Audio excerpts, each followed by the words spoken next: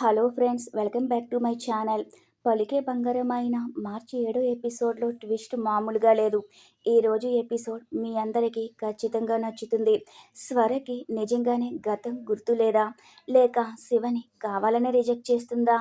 ఈరోజు సీన్ చూస్తుంటే స్వర ఆడుతున్న ఒక స్మార్ట్ మైండ్ గేమ్ మనకి క్లియర్గా అర్థమవుతుంది. ఎపిసోడ్లోకి వెళ్తే ఇక సత్యమ్మ అష్టలక్ష్మితో శివగాడు వద్దన్నా సరే డీసీపీతో గొడవ పెట్టుకుంటున్నాడు. ఆ డీసీపీ ఇప్పుడు ఎలా చేశాడో చూడు అని బాధపడుతూ ఉంటే అప్పుడే శివ ఇంటికి చాలా బాధగా వస్తాడు. శివ దగ్గరికి వెళ్ళిన సత్యమ్మ, నేను వదిలేస్తారా, నువ్వు బాగానే ఉన్నావుగా అని అడుగుతూ ఉంటుంది. పోలీసులు కొట్టారా అని అష్టలక్ష్మి అంటూ ఉంటే శివ మౌనంగా ఉంటాడు. ఏంటలా మౌనంగా ఉంటున్నావు, చెప్పు అని అడుగుతుంది అష్టలక్ష్మి. పోలీసులు కొట్టే దెబ్బల కంటే కూడా ఆ దేవుడు కొట్టే దెబ్బలు చాలా బలంగా తగులుతాయి అని అంటాడు. అలా మాట్లాడుతున్నావేంటి అని సత్యమ్మ అడిగితే, నేను మా అమ్మని చూశాను అని అంటాడు. ఇక సత్యమ్మ షాక్ అయిపోతుంది. మాట్లాడావా, మీ అమ్మని చూసావా, ఆవిడ ఎక్కడున్నారంట అని అడుగుతుంది. ఇప్పుడు నా మనసేమీ బాగలేదు, నన్నేమీ అడగొద్దని శివ అంటాడు. ఇక అష్టలక్ష్మి, నీకోసమే జనవరి డాక్టర్ అమ్మ ఇద్దరు కూడా తిరుగుతున్నారు. ఫోన్ చేస్తే నువ్వు తీయడం లేదంట కదా, నేను ఫోన్ తెస్తానని జానకికి ఫోన్ చేస్తుంది అష్టలక్ష్మి. శివ జానకితో మాట్లాడుతూ, మీరు కంగారు పడద్దు, నేను ఇంటికి వచ్చేసాను అంటాడు. ఎప్పుడొచ్చావు, ఎలా ఉన్నావు అని అడుగుతుంది జానకి. అన్నీ ఫోన్లోనే చెప్పాలా, ఇంటికి వచ్చే ఉద్దేశమే లేదా అంటాడు. వస్తున్నాము అంటుంది. ఇక ఫోన్ పెట్టేశాక శివ ఇంటికి వచ్చేసాడంట అని హాసినికి చెప్పడంతో హాసిని కూడా చాలా సంతోషపడుతుంది. ఇక మరోవైపు స్వర బాబీ మాటలే తలుచుకుని ఎమోషనల్ అయిపోతూ ఉంటుంది. బాబీ చిన్నప్పటి జ్ఞాపకాల్లోకి వెళ్ళిపోయి అన్ని తలుచుకుని చాలా ఎమోషనల్ అయిపోతుంది. ఇక శివ నేనే బాబీ అని చెప్పిన మాటలు తలుచుకుంటుంది. అయితే సందీప్ అద్దంలో నుంచి వాళ్ళిద్దరినీ చూడడం స్వర గమనిస్తుంది. కావాలనే సందీప్ అలా చూస్తున్నాడని స్వర నటించింది. ఇక శివని తన చేత్తో కొట్టినందుకు ఆ చేతులు చూసుకుంటూ అరచేతులు చూసుకుని చాలా బాధపడిపోతూ ఉంటుంది. అప్పుడే సందీప్ వస్తాడు. స్వర దగ్గరకు వచ్చిన సందీప్, అరచేతులు అలా చూసుకుంటున్నావేంటి అని అంటాడు. ఈ చేతి మీద రేఖలు ఎందుకింత వంకర టింకరగా ఉన్నాయా అని చూస్తున్నానని స్వర అంటుంది. ఇక సందీప్ చేస్తున్న కుట్రలన్నీ స్వర గమనిస్తుందని ఇప్పుడు మనం అర్థం చేసుకోవచ్చు. స్వర సందీప్తో, నీ గాయం నొప్పిగా ఉందా అని అడిగితే అవును అంటాడు. నొప్పి లేకుండా ఎలా ఉంటుంది అని సందీప్ అంటాడు. ఇక తర్వాత కొత్త వాళ్ళెవరైనా ఇక్కడికి వచ్చారా అని అడిగితే ఎవరూ రాలేదు, ఇక్కడికి నీలవేణి సహదేవ్ తప్ప ఇంకెవరొస్తారు అంటుంది. నువ్వు వెతుకుతున్న క్రిమినల్ దొరికేశాడా అని స్వర అడుగుతుంది. చెప్పడం మర్చిపోయానమ్మా, వాణ్ణి పట్టుకున్నాను, ఇంకా మనకి భయమే లేదని సందీప్ అంటాడు. ఒక్కోసారి మనం వెతుకుతున్న వాళ్ళు అస్సలు కలవరు, ఒక్కోసారి వాళ్ళే మనల్ని వెతుక్కుంటూ వస్తారు అని స్వర అంటూ ఉంటే, ఎవరి గురించి నువ్వు చెప్తున్నావు అని సందీప్ అంటాడు. అదే క్రిమినల్స్ గురించే అంటున్నాను అని స్వర అంటుంది. ఈ విషయంలో నిన్ను చాలా ఇబ్బంది పెట్టానుగా, సారీ అంటాడు. ఎవరు ఇబ్బంది పెట్టినా ఆ దేవుడనేవాడున్నాడు, అంతా ఆయనే చూసుకుంటాడుగా అని స్వర అంటుంది. నువ్వేంటమ్మా ఇలా విచిత్రంగా మాట్లాడుతున్నావేంటి అని సందీప్ అంటాడు. నువ్వు చిత్రంగా ఇక్కడికి తీసుకొచ్చి నన్ను హౌస్ అరెస్ట్ చేశావు కదా, ఆ ఫ్రస్ట్రేషన్ లో ఉన్నాను అనుకోవచ్చుగా అని స్వర అంటుంది. సారీ అమ్మా అంటాడు. అన్ని తప్పులు సారీతో సరిపెట్టేయచ్చని నువ్వెలా అనుకుంటున్నావు అని స్వర అంటుంది. సరే వెళ్దాం అన్నావు కదా, పద అంటుంది.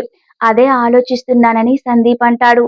అదేంటి అని స్వర అంటే, ఆ క్రిమినల్ ని పట్టుకున్నాను, వాడి బంధువులు ఎవరైనా తీర్చుకోవాలి అని అనుకుంటే వాళ్ళలో ఎవరైనా మళ్ళీ నిన్ను ఇబ్బంది పెడతారేమో అని ఆలోచిస్తున్నాను అని అంటాడు. ఇక తర్వాత మనసులో అనుకుంటాడు, హాసినిని ఎక్కడ దాచానో జానకికి తెలిసిపోయింది, అమ్మని ఎక్కడ దాచిన విషయం తెలిస్తే గొడవలు జరిగిపోతాయని సందీప్ అనుకుంటాడు. ఆ శివగాడు అమ్మ ఒకటైపోతారు అనుకుంటాడు.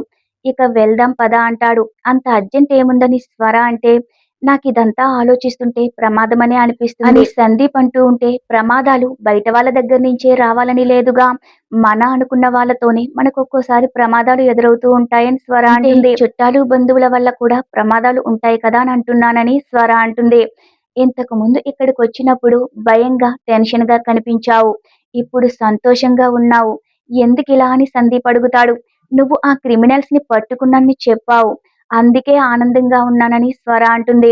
ఇక మనసులో అయితే, నాకు కూడా వాణ్ణి పట్టుకున్నందుకు చాలా హ్యాపీగా ఉందని సందీప్ అనుకుంటాడు. సందీప్ తన మనసులో అమ్మ ఎక్కడుందని వాళ్ళకి తెలియకూడదు అని అనుకుంటూ ఉంటాడు. ఇక్కడ ఎక్కువ రోజులుంటే నువ్వెక్కడున్నావో వాళ్ళు ఈజీగా కనిపెట్టేస్తారు, వెళ్దామంటాడు.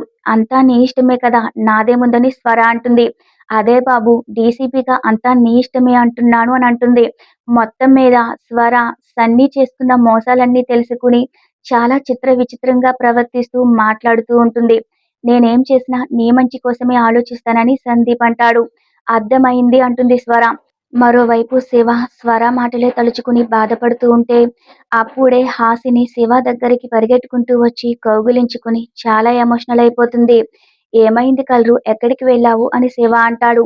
నేను నీకు దూరం అయిపోతానేమో అని భయపడ్డానని హాసిని అంటూ ఉంటే నేను ఆల్రెడీ మా అమ్మకి దూరం అయిపోయాను అని జరిగిందంతా చెప్తాడు. అమ్మని కలిశాను గుర్తుపట్టలేదు అని అంటాడు. తన బాధనంతా హాసినితో పంచుకుంటాడు. నేనే బాబీ అన్నా కూడా అమ్మ ఒప్పుకోలేదు. ఎంత మొత్తుకున్నాను, ఎంత ఏడ్చినా సరే హాసినియే కైలా అని చెప్పాను. చిన్నప్పటి విషయాలు, బాక్స్ విషయాలు, సన్నీతో గొడవ విషయాలు అన్నీ చెప్పినా కూడా అమ్మ నమ్మలేదు అంటాడు. కాకి తన పిల్లలకి దూరమైతే ఆ తర్వాత గుర్తుపట్టదు, దగ్గరికి రానివ్వదని చిన్నప్పుడు కథలో చదివాను. మనుషుల్లో కూడా ఇలా ఉంటారా అంటాడు శివ. ఇక అదంతా సత్యమ్మ దూరం నుంచి చూస్తూ తల్లిని గుర్తుపట్టలేదని సంతోషపడాలా, లేదా బాధపడుతున్నాడని తన తల్లి గురించి ఏడుస్తున్నాడని బాధపడాలా ఏమీ అర్థం కావడం లేదు. మొత్తం మీదైతే తన అమ్మ బ్రతికే ఉందన్న సంతోషం ఉంది. అంతకన్నా ఏం కావాలని అనుకుంటూ ఉంటుంది. ఇక హాసిని అయితే అమ్మాయి మేడం అలా ఎందుకంటారు? ఇది నేను ఊహించలేకపోతున్నాను అంటుంది. అంది కదా అంటాడు. నేను నీ బాబీని అనగానే అమ్మ పొంగిపోతుంది అనుకున్నాను. ఇలా చేస్తుందని అనుకోలేదు. నన్ను ముద్దు ఆడి ముచ్చట్లు చెప్తుందనుకున్నాను. అమ్మ కళ్ళల్లో ప్రేమ కనిపించలేదు అంటాడు శివ. నేను అబద్ధాలు ఆడుతున్నానని నన్ను తిట్టింది అని అంటాడు. పరిస్థితులు ఎప్పుడూ మనకు అనుకూలంగా ఉండవు. అమ్మని చూసిన సంతోషం నీలో లేదా అని హాసిని అడిగితే అమ్మని చూసినప్పుడు నాకెంత సంతోషం అనిపించిందో. ఆ సందీప్ కావాలనే అమ్మని తీసుకెళ్లి ఎక్కడో దాచిపెట్టాడు. చనిపోయిన అమ్మ బ్రతికుందని నాకు చాలా సంతోషంగా ఉంది అంటాడు. నువ్వు ఈ రోజు కాకపోయినా రేపైనా సరే మీ అమ్మ నమ్ముతుంది అని హాసిని చెప్తూ ఉంటే సన్నీ అమ్మని నాకు తెలియకుండా దాచిపెట్టాడు అంటాడు.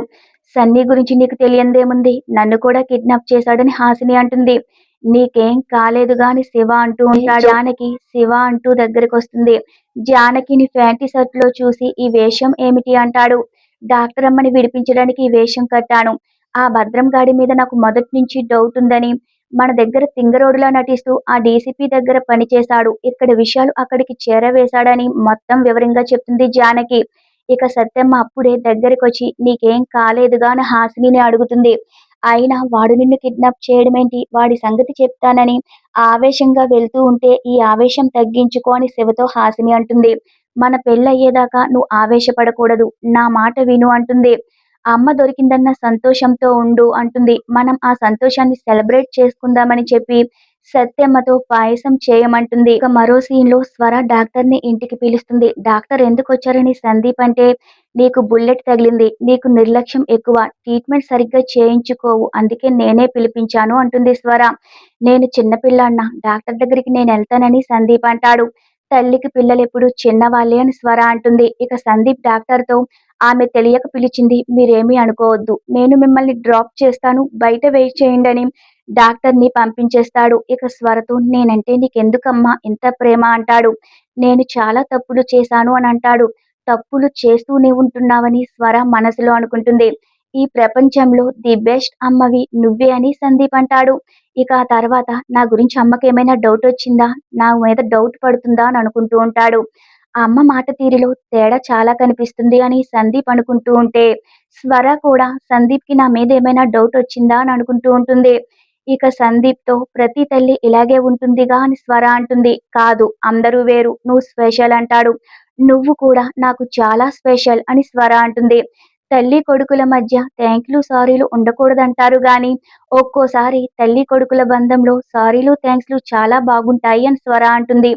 గౌరవించుకోవడం కూడా ఇంకా బాగుంటుంది అంటుంది.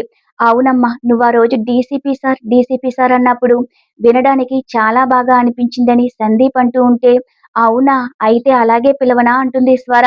ప్రతిసారి అలా పిలవమని కాదు. పిలిచినప్పుడు మాత్రం బాగుంది అన్నాను అంతే అంటాడు. ఇక సందీప్‌ని రెస్ట్ తీసుకోమంటే డాక్టర్‌ని డ్రాప్ చేసొస్తాను. నాకు వర్క్ ప్రెషర్ ఎక్కువయింది. డ్రైవింగ్‌కి వెళ్తే కాస్త ఫ్రీగా ఉండొచ్చుగా అంటాడు. ఇక మనసులో అయితే అమ్మ నన్ను నమ్ముతుంది. నా మీద తనకి ఏ డౌటు రానట్టే అని అనుకుంటూ ఉంటాడు. మరోవైపు స్వర తన మనసులో సందీప్‌కి నా మీద డౌట్ రాకుండా నటించాల్సి వస్తుంది. తల్లి కొడుకు ముందు నటించడం కంటే చిత్రమైంది ఇంకేముంటుంది? బాబీ గాడి విషయం దాచిపెట్టాను. సందీప్ గురించి తెలిసిన విషయాలు కూడా అడగలేని పరిస్థితి నాది అని మనసులో అనుకుంటుంది. బాబీ దొరకడన్న సంతోషం కూడా లేకుండా పోయింది. దూరమైన కొడుకు దగ్గరయ్యాడు. దగ్గరున్న కొడుకు మానసికంగా దూరమవుతున్నాడు. ఏంటి ఈ పరీక్ష దేవుడా అని బాధపడుతూ ఉంటుంది. ఒక చేత్తో వరాన్ని, ఇంకో చేత్తో శాపాన్ని ఇస్తున్నావు. నా ఇద్దరు కొడుకులు కూడా బాగుండాలని స్వర దేవుణ్ణి వేడుకుంటూ ఉంటుంది. ఇక మరోవైపు స్వర మాటలే తలుచుకుని ఇక శివ అలా బాధపడుతూనే ఉంటాడు. హాసిని వచ్చి ఏం ఆలోచిస్తున్నావు అని అడుగుతుంది. నాకు వేరే లోకమంటూ ఏముంటుంది? నువ్వు మా అమ్మ మీ ఇద్దరేగా నా లోకం అంటాడు. అమ్మ కనిపించినా కూడా గుర్తుపట్టకపోవడం చాలా బాధేస్తుంది అంటాడు. అక్కడే తల గోడకేసి పగలు కొట్టుకోవాలి అనిపించింది అంటాడు. అమ్మ ప్రేమ గొప్పదంటారు. అమ్మ అబద్ధం ఆడిందా ఏంటి? మా అమ్మెందుకిలా చేసిందని శివ అంటాడు. అమ్మెందుకు గుర్తుపట్టలేదు? అమ్మ కావాలనే వద్దనుకుంటుందా అంటాడు. ఆమె చనిపోయిందని తెలిసినా నేను అంతలా ప్రేమించాను. అమ్మ బ్రతికుంటే ఇంకా ఎంత ప్రేమిస్తానో, ఎంత ఆనందపడతానో అర్థం చేసుకో. అమ్మని చూసిన ఆ క్షణం ప్రపంచాన్ని జయించాను అనుకున్నాను. నువ్వు నా బాబీ కాదు పోరా అంటుంది. దీనికంటే నా గుండెల్లో గుణపంతో గుచ్చినా సరే ఆ బాధ కన్నా ఇదే ఎక్కువగా ఉందని శివ అంటాడు. చాలా బాధపడిపోతాడు. ఒక మంచి జరిగేటప్పుడే దేవుడు ఇలాంటి పరీక్షలు పెడతారని హాసిని అంటుంది. నీకింకా మంచి వరం ఆ దేవుడు ఇవ్వబోతున్నాడు. అందుకే దేవుడు నిన్నిలా బాధపడుతున్నాడు అంటుంది హాసిని. నువ్వు అమ్మాయి మేడంని చూసావు. నిన్ను అమ్మాయి మేడం చూసింది. దీనికి 15 సంవత్సరాలు పట్టిందిగా. మీరిద్దరూ ఒకరినొకరు చూసుకోవడానికని హాసిని అంటుంది. దానికి సంతోషించొచ్చు కదా అంటుంది హాసిని. ఎవరూ ఎక్స్‌పెక్ట్ చేయలేని విధంగా ఈ ఎపిసోడ్ ముగిసింది. అయితే ఇక అప్‌కమింగ్ ఎపిసోడ్‌లో సందీప్ కళ్ళు కప్పి శివతో స్వర రహస్యంగా మాట్లాడుతుందా? ముందు ఎపిసోడ్స్‌లో ఏం జరగబోతుందో తెలుసుకోవాలంటే మన ఛానల్‌ని తప్పకుండా సబ్స్క్రైబ్ చేసుకోండి. Thanks for watching our video.